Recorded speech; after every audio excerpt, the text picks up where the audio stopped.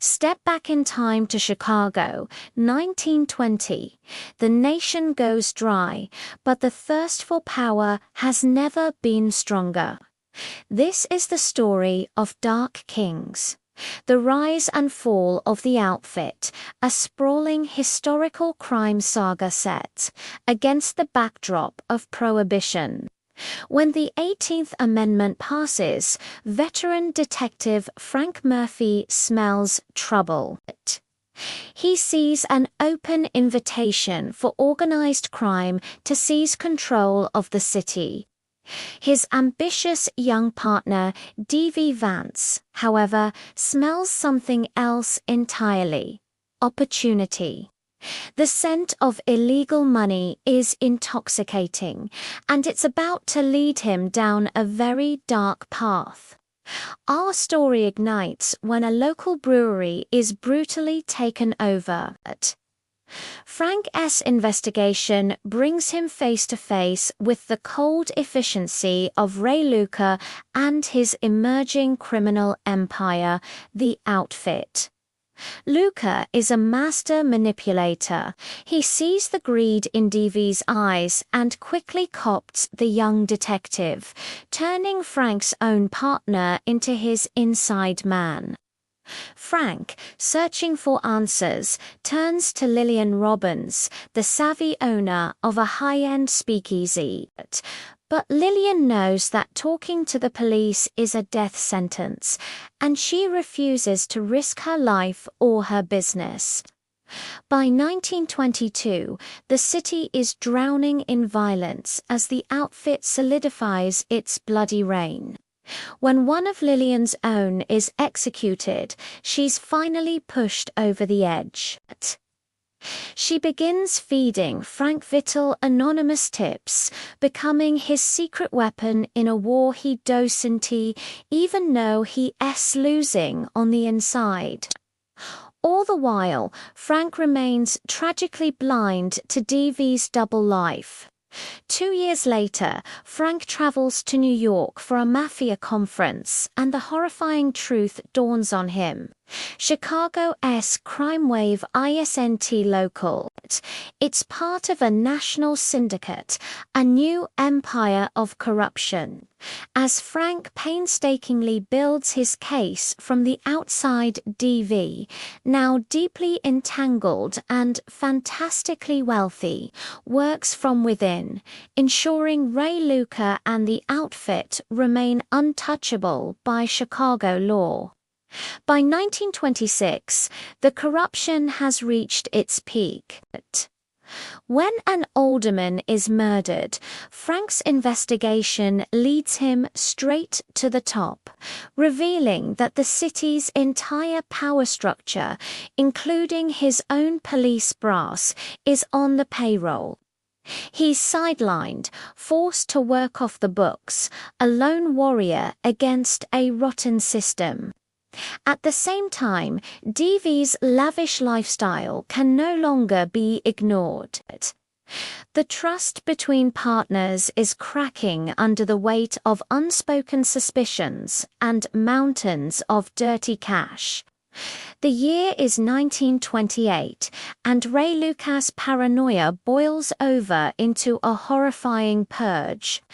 Witnesses in Frank's cold cases are ruthlessly eliminated, their silence bought with bullets.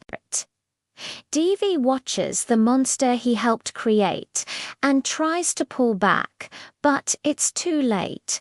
Luca's blackmail is absolute. DV is trapped. Frank is now certain there's a leak in his unit, a traitor in his midst. The emotional weight of confronting his own partner, his friend, paralyzes him. He instead pours all his energy into protecting Lillian, his last link to the truth. Then comes the day that will forever live in infamy. February 14th, 1929. The St. Valentine's Day Massacre.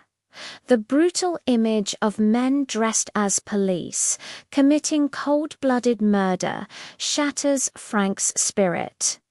The feds are called in, devastated by the desecration of the badge he holds sacred. Frank finally confronts DV with undeniable proof of his treason. There's no arrest, no cuffs, just a fractured, tragic farewell. Frank lets his former partner disappear into the night, a ghost running from both the law and the mob. With the Chicago police force discredited, the federal government takes a new approach. They go after the money. A massive tax evasion case is built to cripple the outfit's financial heart. Frank, now an outcast from his own department, joins the federal task force. His first mission is to find DV. He tracks down his guilt-ridden former partner, who is living in constant fear of Luca's assassins.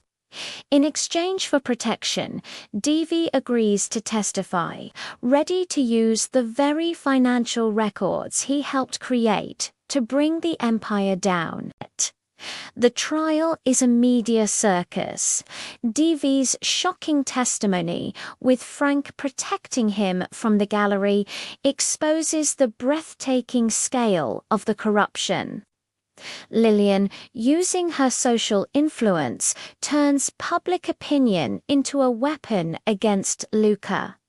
In a stunning turn, the violent kingpin is brought down not by a bullet, but by a conviction for tax evasion. But Luca's fall doesn't end the war. The outfit, desperate for vengeance, launches one final, brutal attack on Frank and DV, with Lillian's help. Frank secures a ledger, the Holy Grail, containing the names of every corrupt official in the city. The final threat is neutralized. DV enters deep witness protection, his life a lonely penance for his greed. We conclude in 1933, Prohibition is repealed. The outfit's main artery of income is severed, and what's left of the once mighty empire shrinks into the shadows. Frank, having finally won his decade-long battle and exposed the city's corrupt elite, hangs up his badge. In the final scene, he joins Lillian at her no-legitimate establishment.